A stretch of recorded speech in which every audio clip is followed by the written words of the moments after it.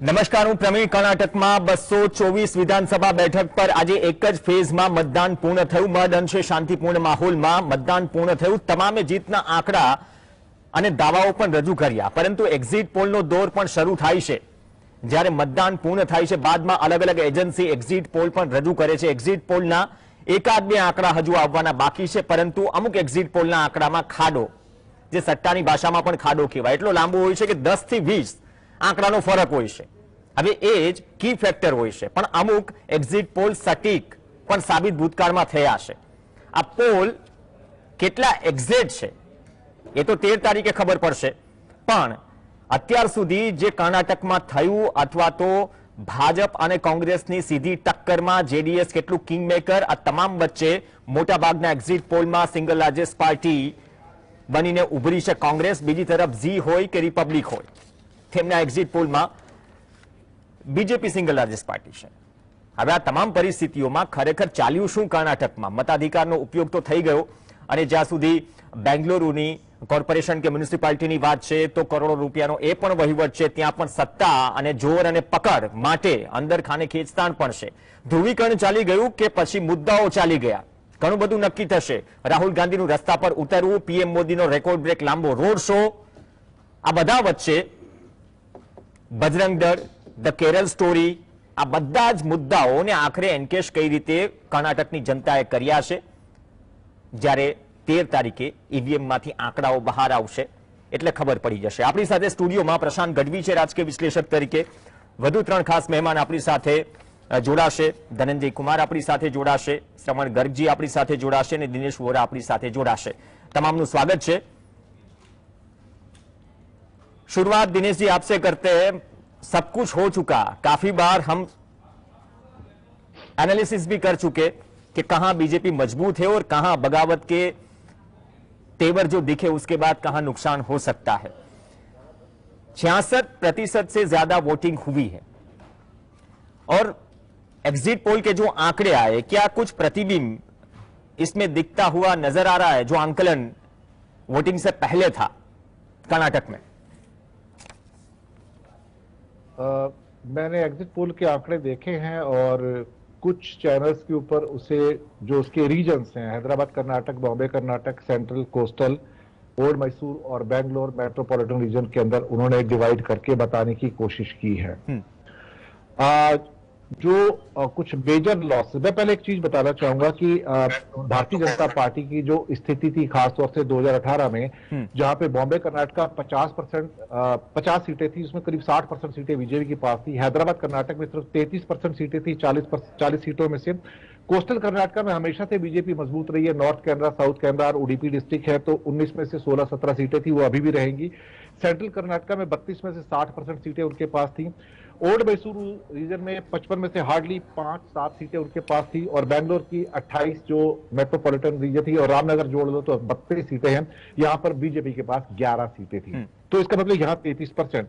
तो जितने major losses थे इनके वो ओल्ड मैसूर रीजन में थे, जहां पर मुश्किल से 25% सीटें इनकी आती हैं बेंगलोर वगैरह को मिला के सारा का. अब सवाल ये पैदा होता है कि अब जो नए लॉसेस आ रहे हैं वो कहां से आ रहे हैं. तो 3 मेजर रीजन थे, बॉम्बे कर्नाटका, कोस्टल कर्नाटका और सेंट्रल कर्नाटका, जो इनके स्ट्रांग होल्ड थे. हैदराबाद कर्नाटक इतना मजबूत नहीं था, वहां भी मुश्किल से 1/3 सीटें थी. यहां पर कुछ लॉसेस और इनके लिए आ रहे हैं और 40 में से इनकी सीटें शायद 8 तक सिमट सकती हैं, जो कि 1/5 हो जाएंगी, 20% जो 33% की बजाय. बॉम्बे कर्नाटका के बेस पर ये 104 तक पहुंचे थे 50 सीटों में, जहां पहले इनके पास ऑलमोस्ट 30-32 सीटें थी. इस बार वहां पर बड़ा इंपैक्ट आएगा, खासतौर से धारवाड़, गडाग और हावेरी के अंदर, जगदीश शेट्टार का और शिमोगा में भी यहां पे लॉसेस हैं. सेंट्रल जो आपका कर्नाटका है 32 सीट का, जहां 60% सीटें थी, ऑलमोस्ट आप समझो 20 सीटें थी, वहां पे बड़े लॉसेस आपको देखने को मिलेंगे. यहां भी लक्ष्मण सावड़ी और जगदीश शेट्टर का काफी असर है. लेकिन भारतीय जनता पार्टी कोशिश कर रही थी कि जो ओल्ड मैसूर रीजन है, जो 55 सीटें हैं, जहां पर मांड्या, हासन, मैसूर रीजन है, चामराजनगर है, कि वहां पे कुछ रिकवरी हो, वो नहीं हो रही है. तो एकमात्र जगह जो बचती है यहां पर रिकवरी की वो थी बेंगलोर मेट्रोपॉलिटन, जो 28 और 4 32.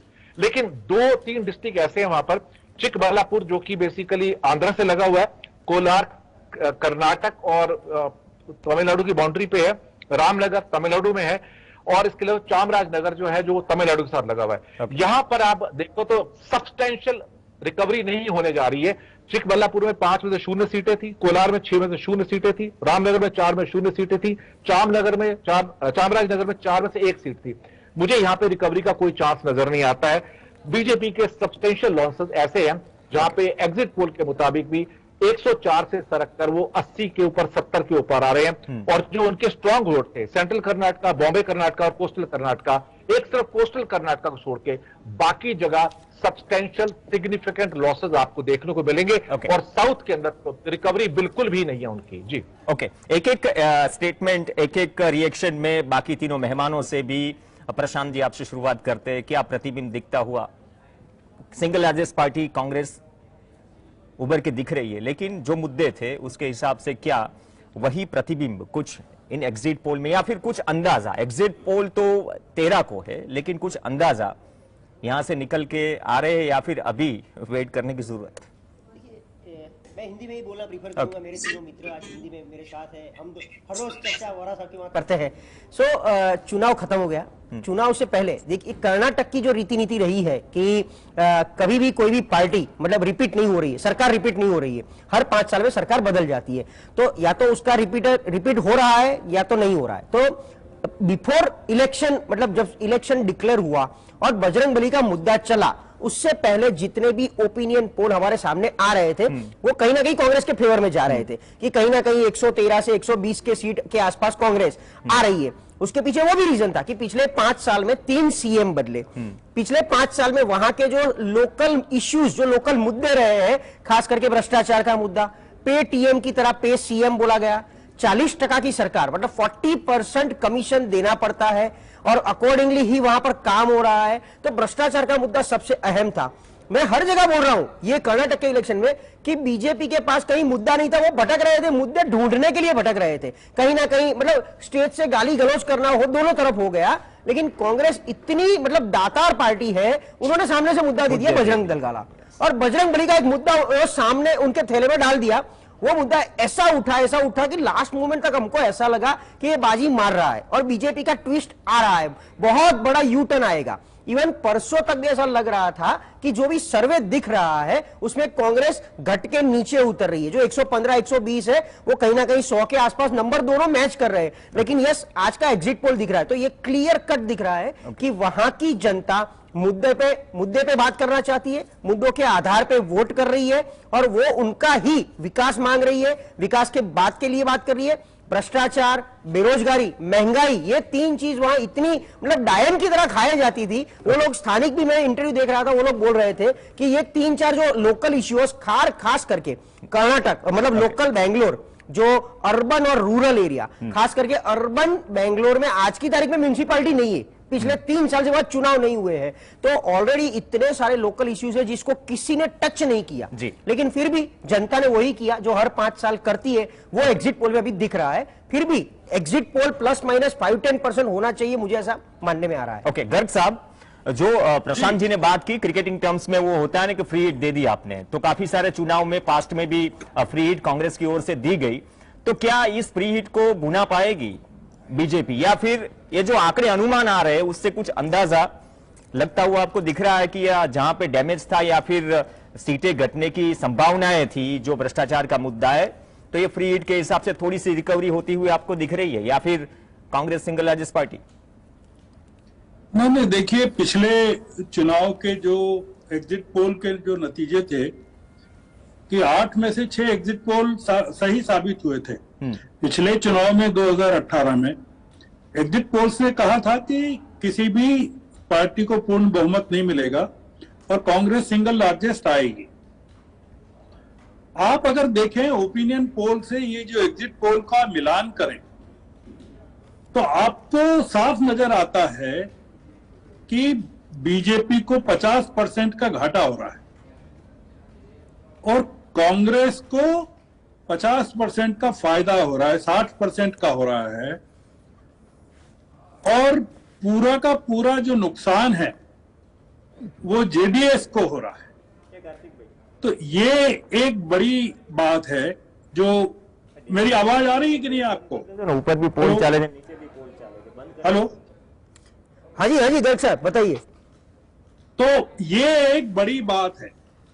दूसरी बात ये है, अगर आप देखें एग्जिट पोल को, अगर आप पूरा का पूरा रीजन देखें, जो हैदराबाद कर्नाटक है, मुंबई कर्नाटक है, और जो कोस्टल कर्नाटक है, और जो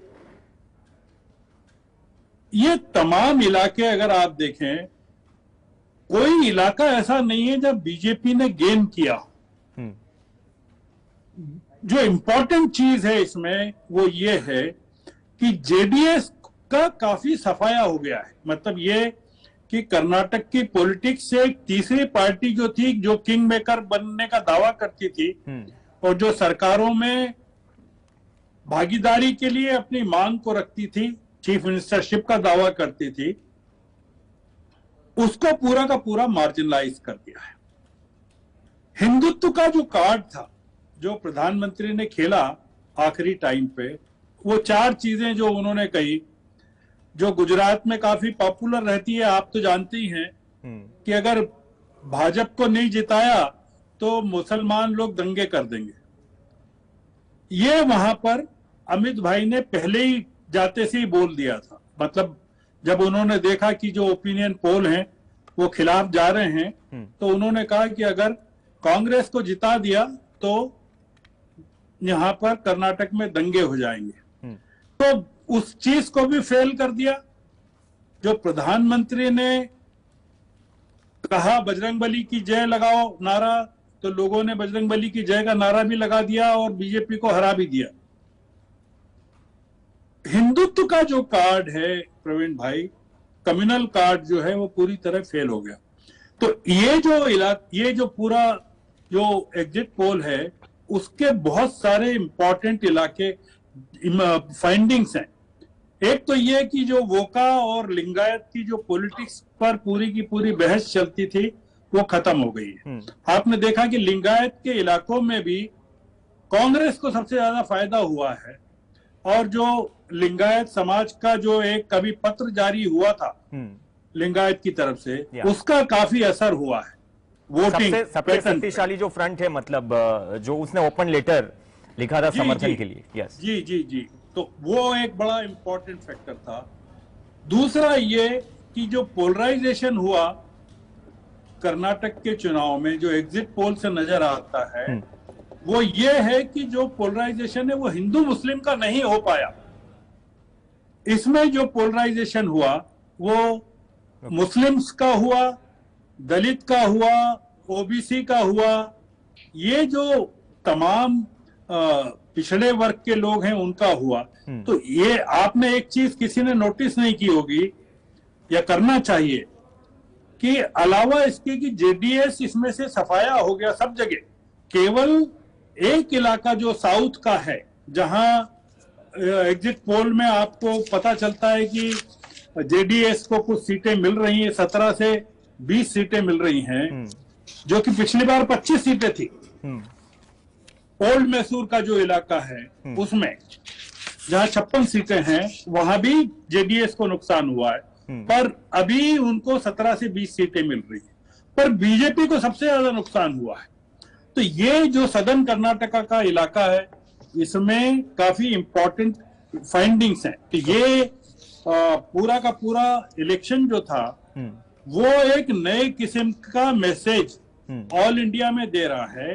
और वो ये दे रहा है कि कम्युनल हिंदुत्व के कार्ड के कारण आप आगे के चुनाव नहीं लड़ सकते। तो सीधा आपने एक चीज नोटिस की हो सब लोगों ने, मैं आखिरी बात कहना चाहता हूं जी, कि तेलंगाना का इलाका तो लगा हुआ है और ओवैसी की पार्टी ने कुल मिलाकर 2 कैंडिडेट खड़े किए। उन्होंने बिहार की तरह, उत्तर प्रदेश की तरह मुसलमान जो 12 से 15% मुसलमान है, उनके वोटों का डिवीजन नहीं किया। ये एक बड़ी घटना है। हम जो बार बार कहते थे कि जो ओवैसी हैं वो बीजेपी की बी टीम है और वो वोट काटेंगे। और दूसरी घटना ये कि आपके एनसीपी जो है उसको तो सीटें मिल गई अभी गुजरात के चुनाव में, पर एनसीपी को किसी ने कर्नाटक में कोई इंपॉर्टेंस नहीं दिया। तो ये जो कर्नाटक का चुनाव है ये बहुत इंपॉर्टेंट है। और आप देख रहे हैं कि पूरे के पूरा जो गोदी मीडिया है टेलीविजन का, वो इतना डीमोरलाइज हो गया है कि उसको कुछ समझ में नहीं आ रहा है कि क्या हो रहा है। इसलिए मुझे लगता है कि ये कर्नाटक का चुनाव आगे चल के बाकी हिंदी भाषी राज्यों में भी जाएगा और लोकसभा चुनाव को भी इम्पैक्ट करेगा, ऐसा मुझे लगता है। ओके, धनंजय जी, गर्ग साहब ने जो बात की कि ये सीधा मैसेज है कर्नाटक से कि आने वाली हिंदी बेल्ट है उसके लिए एक मैसेज है और 24 के लिए भी मैसेज है, लेकिन दूसरी बात ये बोली कि जेडीएस अगर जेडीएस के आंकड़े कम आते हैं या फिर जो किंग मेकर की भूमिका में रही है पिछले कुछ सालों में, पिछले कुछ चुनाव में, अगर बुरी तरीके से टूटती है जेडीएस तो फायदा किसका होगा और नुकसान किसका होगा? यहां पे अगर ये मान ले कि किसी को भी पूर्ण बहुमत नहीं मिल पाया तो क्या निकल के आ रहा है पिक्चर कर्नाटक का? देखिए, पूर्ण बहुमत नहीं मिलेगा ये तो मुझे नहीं दिखाई पड़ रहा है। सारे चैनल भी बोल रहे हैं और जो हम लोग पहले से बात कर रहे हैं उसकी कई वजह हैं। जैसे सबसे बड़ी वजह ये लीजिए कि कांग्रेस पार्टी जिस ताकत के साथ लड़ी वो निकट भविष्य में देखने को नहीं मिला था। कांग्रेस पार्टी पे हमेशा आरोप लगता रहा कि उनके अंदर अंतर्कलह है, लेकिन कर्नाटक अगर देखिए कांग्रेस की स्थिति तो डी शिव कुमार हो या सिद्धारमैया हो, वो दोनों साथ रहे और पहली बार ऐसा हुआ कि बीजेपी के भीतर अंतर्कलह दिखाई पड़े। ढेर सारे नेता उसके निकल करके कांग्रेस में आ गए या उनको टिकट नहीं दिए गए या जो भी अंतर्कलह रहा। फिर देखिए, राहुल गांधी बड़ी ताकत के साथ जो है कर्नाटक में चुनाव प्रचार में आए, शामिल हुए और जो उनके प्रति एक पहले भाव रहता था चुनाव को लेकर के, जो भारत यात्रा के बाद जो उनका जो बना है परसेप्शन पब्लिक के नजर में, वो मेंटेन हुआ और बेहतर तरीके से उन्होंने कन्वर्सिंग की। फिर आप देखिए कि मोदी जी जिस तरह से कन्वर्सिंग कर रहे थे, पहली बार ऐसा हुआ है 9 साल में, मोदी जी का जो 9 साल का कार्यकाल है, कि मोदी जी एजेंडा सेट नहीं किया, उन्होंने सेट नहीं किया एजेंडा कर्नाटक में एजेंडा सेट किया कांग्रेस ने और 40% वाला जो कमीशन वाला जो मामला है वो हिट हुआ कांग्रेस में, मीडिया में भी हिट हुआ। तो पहली बार मोदी जी पीछे चलते हुए दिखाई पड़ते हैं। फिर आप बात करते हैं कि मोदी जी जब बजरंग बली के लाने से पहले क्या बोल रहे थे, तो क्या वो भ्रष्टाचार के खिलाफ बोल पा रहे हैं? क्या वो नौकरियों पे बात कर पा रहे हैं? क्या वो बेरोजगारी पे या महंगाई पे या किसी और विषय पे, जिन मुद्दों को लेकर के मोदी जी 2014 के चुनाव में आए थे, उन मुद्दों पे बात कहीं कर पा रहे हैं? क्या वो किसको जेल भेज पा रहे हैं? ईडी सीबीआई सब लगा दिया, वो भी ठहर गया, थक गया वो सारा का सारा। तो जनता ये देख पा रही है कि मोदी जी ने जो कहा वो पूरा नहीं किया। और उत्तर भारत जो है और दक्षिण भारत है उसमें फर्क तो हम सब देखते हैं। ये गोदी मीडिया जो प्रभाव बनाता है वो दक्षिण भारत में काम नहीं करता है, क्योंकि हिंदी भाषा वहां जो है, ठीक है बेंगलोर में कुछ लोग देखते होंगे, लेकिन जो रीजनल इलाका है, जो उसका ग्रामीण इलाका है, वहां तो वो नहीं चलेगा। तो वहां की पब्लिक एकदम अलग तरीके से बिहेव कर रही है और मुझे लग रहा है कि कांग्रेस पार्टी के लिए हमेशा द्वार का काम किया है कर्नाटक ने, इस बार भी सत्ता तक पहुंचाने में कर्नाटक का रोल होगा। एक और बात का करके मैं अपनी बात खत्म करूं कि पहली बार हम देख पा रहे हैं कि मोदी जी एक्ट नहीं कर पा रहे हैं। मोदी जी खुद को रिपीट कर रहे हैं और थके हुए से लग रहे हैं, इसलिए उनके पास बोलने के लिए कुछ नहीं है और तमाम नैतिकताओं को ध्वस्त कर रहे हैं। अब बताइए कि प्रधानमंत्री को क्या शोभा देता है कि प्रधानमंत्री जी बजरंग बली पे बात करें? क्या बजरंग बली आरएसएस के नेता है या बजरंग बली हिंदुस्तान के हिंदुओं के भगवान है, देवता है? कौन है बजरंग बली? फिर मोदी जी अपने ऊपर क्यों नहीं बात कर रहे? उन्होंने जो 9 साल में काम किया उस पर बात करें। उनके प्रवक्ता तो आकर के बोलते हैं कि बहुत काम हुआ है, तो मोदी जी उस पर क्यों नहीं बात कर रहे हैं? तो ये डबल जो है जो इंजन की सरकार है, दोनों सरकारें विफल साबित हुई हैं। कर्नाटक की जनता ये देख रही है। कर्नाटक की लोकल सरकार जो है, क्षेत्रीय सरकार जो है, और जो भारत की सरकार है, दोनों के लिए दोनों ने जो प्रदर्शन किया है, कर्नाटक की जनता देख रही है कि गलत प्रदर्शन है, कमजोर प्रदर्शन है, जो कहा वो पूरा नहीं किया। तो बताइए कैसे जनता वोट करे? तो मुझे तो लग रहा है कांग्रेस को एज है, कांग्रेस हर तरीके से आगे है। अब बाकी तो जब गणना होती तो पता चलेगा वो। ओके, वोरा साहब, एक तो बृहद जो बेंगलुरु म्यूनिसिपालिटी है 21,000 करोड़ के आसपास का, वो वोल्ट वाली बात पीछे भी निकली थी कि बम्बैया को खुद को पकड़ जमानी पड़ी, क्योंकि जहां पैसे की बात आती कोई भी पॉलिटिकल पार्टी थोड़ा होल्ड करती है। एक पे सीएम पे पीएम का कैंपेन चला दिया, लेकिन क्या हम समझे, अगर मैं गलत नहीं हूं तो I think no chief minister दिए लिंगायत समाज ने, वहां से आए। और जहां तक मजबूरी, क्या बीजेपी की मजबूरी है, क्योंकि पिछले कुछ 10-15 सालों में येदियुरप्पा एक ऐसे नेता थे वहां पे कि जो लिंगायत समाज को बीजेपी की तरफ लेके आए। मजबूरी में बीजेपी में एक भ्रष्टाचार का आरोप लगने के बाद भी बगल में रखना पड़ा, ये पिक्चर्स भी हमने देखी है। लेकिन क्या इस बार ये कुछ 10 या 15 सालों का जो एक क्लेवर रहा है कर्नाटका का पॉलिटिक्स का, क्या हम ये समझे कि ये बदलने वाला है? मैं वही अंदाज में बात कर रहा हूं जो गर्ग साहब ने कहा कि यहां से एक मैसेज जाएगा हिंदी बेल्ट के लिए 24 से पहले। मैं गर्ग साहब की बात से सहमत हूं। और देखिए, हमें इस परिप्रेक्ष्य में इसको देखने की जरूरत है कि जिन लोगों ने भारतीय जनता पार्टी को कर्नाटका में पूर्णतः स्थापित किया, उसमें जगदीश शेट्टार और येदियुरप्पा साहब मुख्य भूमिका उन्होंने निभाई थी, और ये उसको बिल्कुल जीरो से हीरो की स्टेज पर लेके आए हैं। अब जिन्होंने बीजेपी को हीरो बनाया है, उसको आज भारतीय जनता पार्टी की दिल्ली की लीडरशिप ने जीरो बना दिया कि हमें आपकी जरूरत नहीं है। येदियुरप्पा को जबरदस्ती मार्गदर्शक मंडल में डाल दिया और जगदीश शेट्टार को उनको एहसास दिलाया, हालांकि उनकी तो उम्र भी उतनी नहीं थी, कि आप अभी हमें नहीं चाहिए, आपकी जरूरत नहीं है। और नाम लिया गया कि हमें यंग ब्रिगेड चाहिए, और यंग ब्रिगेड के सिलसिले में ये सारा कुछ है।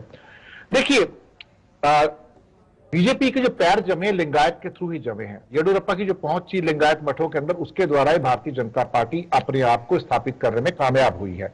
पर हम ये एक बात नहीं समझ पाते यहां पर कि भारतीय जनता पार्टी क्या कर्नाटक को गुजरात समझ बैठी है कि 50-52 टिकट काट देंगे, विजय रूपानी का टिकट काट देंगे, कोई कुछ नहीं बोलेगा। उन्हें इस बात का एहसास होना चाहिए था कि हिमाचल में बड़ी बगावत देख चुके हैं, यहां पर बगावत हो रही है, और उसके बाद मध्य प्रदेश में बड़ी बगावत वेट कर रही है। दीपक जोशी ऑलरेडी जा चुके हैं, नंद कुमार साहब छत्तीसगढ़ में जा चुके हैं।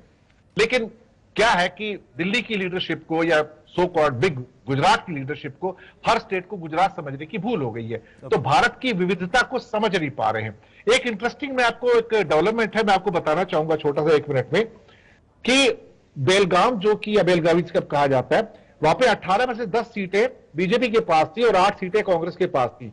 यहां पर बीजेपी के लिए कुछ बड़े चैलेंजेस, चुनौतियां आ रही हैं। उसकी एक बहुत बड़ी कारण है कि एमईएस महाराष्ट्र एकीकरण समिति 4 से 5 सीटों के अंदर बीजेपी का बड़ा खेल बिगाड़ने जा रही है, क्योंकि उनका समझौता हुआ प्रमोद मुतालिक के साथ, जो एक्स आरएसएस की है और श्रीराम सेना वाले भी हैं। अब समस्या यह आ रही है कि एमईएस ने, जो कि महाराष्ट्र एकीकरण समिति है, वो बेलगावी दक्षिण से रमाकांत कोडुस्कर को लेके आए हैं, जो श्रीराम सेना के अध्यक्ष हैं, और इस सारे के सारे वोट काटेंगे जो हिंदू वोट्स हैं। दूसरी बात, यहां पर मराठियों की संख्या 40% है, जो अभी तक बीजेपी के स्ट्रॉन्ग सपोर्टर थे। ऐसे ही बेलगांव ग्रामीण से आरएम चौगले को उतार दिया, और वो देखा जाए तो भारतीय जनता पार्टी की जो मनोरकर है, उनके चांसेस को किल कर रहे हैं। इसके अलावा बेलगांव उत्तर में भाजपा के अनिल बेनके हैं, और उनके सामने जो एक नए उम्मीदवार आए हैं अमर येल्लुरकर, वो मराठा उम्मीदवार आ गए।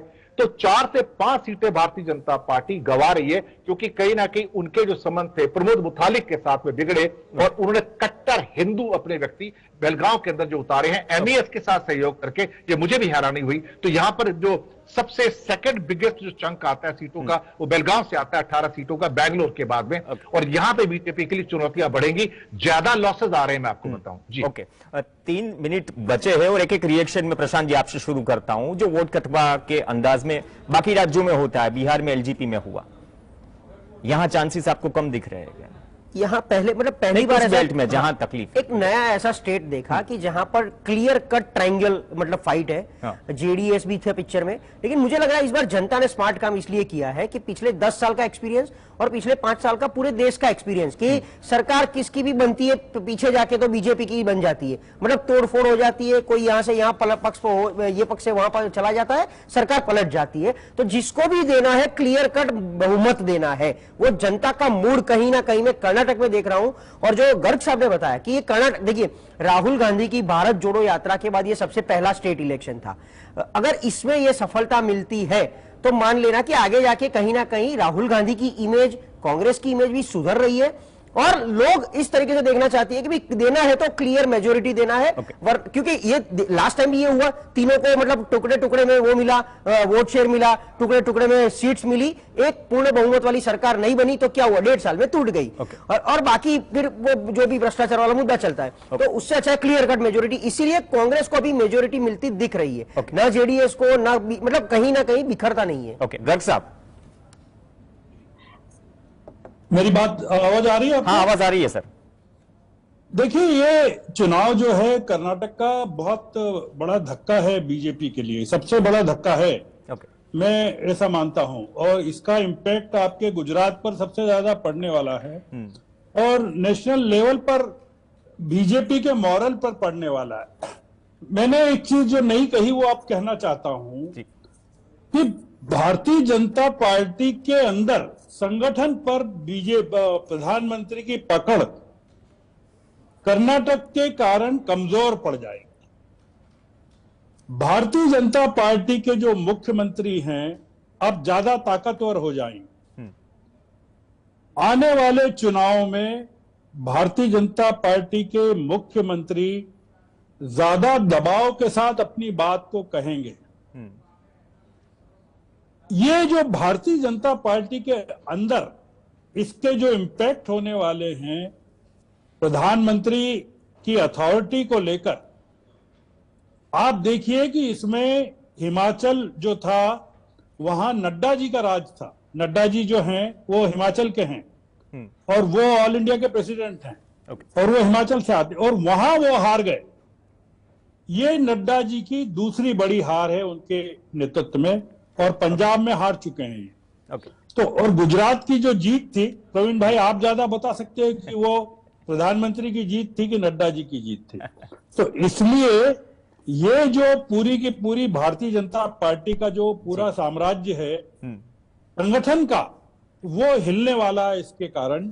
और देश में एक नए किस्म का आप पाएंगे कि या तो भारतीय जनता पार्टी और सरकार को अपनी पॉलिसी बदलना पड़ेगी लोकसभा चुनाव के पहले, और पीपुल ओरिएंटेड जो अभी कम्युनल कार्ड के दम पर, हिंदू मुस्लिम के दम पर जो चल रहा था, आप देखेंगे कि लोकल बॉडीज के चुनाव जो उत्तर प्रदेश में हो रहे हैं वहां पर भाजपा ने मुस्लिम कैंडिडेट्स को टिकट दिया है, आप अगर पता करें। नहीं, यही बदलाव है गर्ग साहब। मैं माफी चाहूंगा, थोड़ी वक्त का तकाजा, मतलब वक्त की कमी है, और इसके हिसाब से क्योंकि ये मैसेज जाएगा, एक ही लाइन में आपने कहा कि जो भी रिजल्ट आएगा मैसेज जाएगा कांग्रेस के लिए भी, मैसेज जाएगा बीजेपी के लिए भी, और 2024 के लिए भी। एग्जिट पोल जो आएंगे 13 को, तब हम वापिस मिलेंगे। धन्यवाद गर्ग साहब। माफी चाहूंगा धनंजय जी, मैं आपसे सवाल नहीं कर पाया दूसरा। दिनेश जी आपका भी धन्यवाद, और प्रशांत जी आपका भी धन्यवाद। आ साथे ज बुलेटिन में हाल बस आटલું જ। नमस्कार।